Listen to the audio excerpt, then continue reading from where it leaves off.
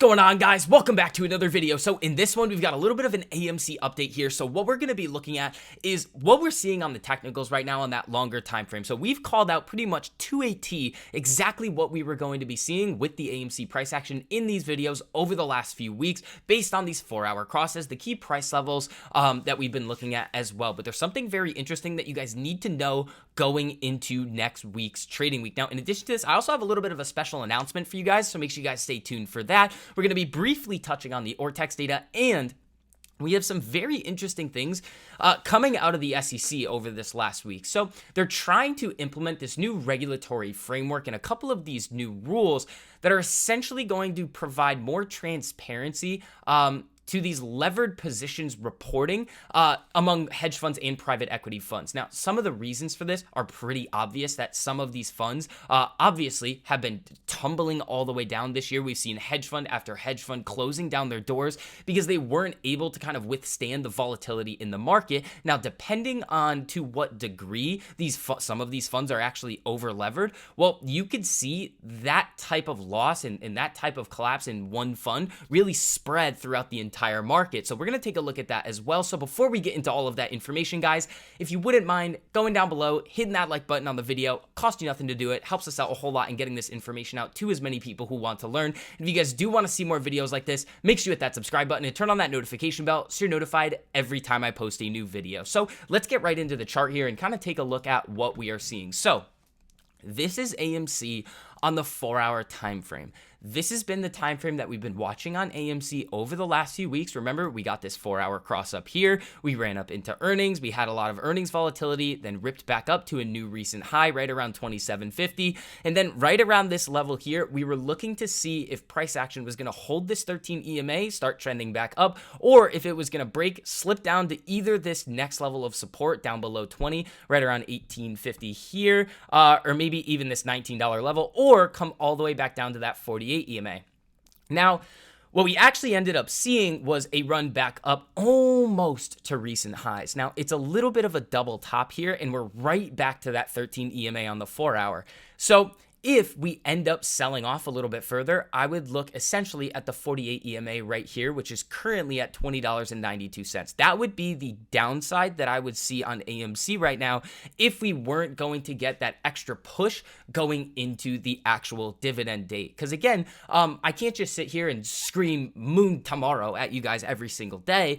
If things look good on the chart, I will tell you, but if things are kind of looking 50-50 right here, which they pretty much are, I want to be able to tell you guys that too. It's very possible that we start to climb back up depending on what the market does next week. But again, this little move down that we could end up seeing is very possible, and I want you guys to all be aware of this. So again, if you guys do want to learn a little bit about this strategy, really learn how to actually trade with proper risk management, learn all of the good fundamentals that you need to have success in this market, make sure you check out that link down below. And we do have a little special announcement for you guys. Invictus is now live.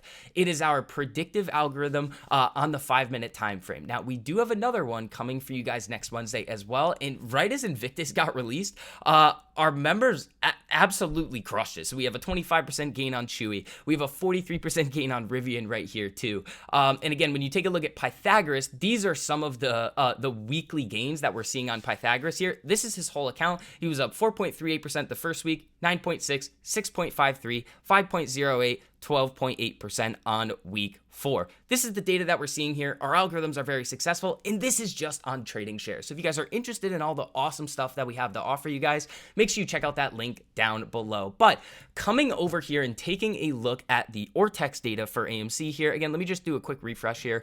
18.12% estimated short interest. Again, like we say in every single video, you cannot really base your investment decisions based on what HEDGE data is telling you. We know it's not 100% accurate, but what it does tell us is kind of that bare baseline minimum of to what degree a stock could be shorted out in the open market here. And again, it's still shorted. That's really the conclusion that we can get from this right here. We have 8.95% average cost to borrow with about 140 million shares on loan. Now, I do want to talk about this SEC situation here. because the things that we're seeing out of the SEC right now, one, you have to really understand, well, what is the SEC actually going to do? They're really going to be providing some guidance or more risk controls after a major event happens. They're not really going to be able to prevent something from happening. They have to see an event play out, what went wrong, and then come in after to really figure out this is what we need to do going forward. So when we're looking at this right here, this is a Barron's article. So the SEC wants to ensure hedge funds don't tank the financial system. Regulators are launching a new effort to make sure hedge funds and other private investment advisors aren't hiding any boom booms that could blow up the financial system. The SEC on Wednesday proposed amendments to a confidential reporting form for private funds that it and other agencies use to assess where risks lie in the broader financial system. Now, again, when we take a look a little bit over here, more info on exactly what this new proposed rule is, the proposal would require certain advisors to hedge funds and private equity funds to report key events and enhance reporting requirements for large private equity and liquidity fund advisors. With this final rule, regulators will gain transparency into an important sector of the financial marketplace to better assess risk to the overall system. Specifically, the SEC proposal would expand reporting requirements for large hedge fund investment exposure and open investment positions, including reporting on exposures to different types of assets in order to offer insight into a fund's portfolio concentration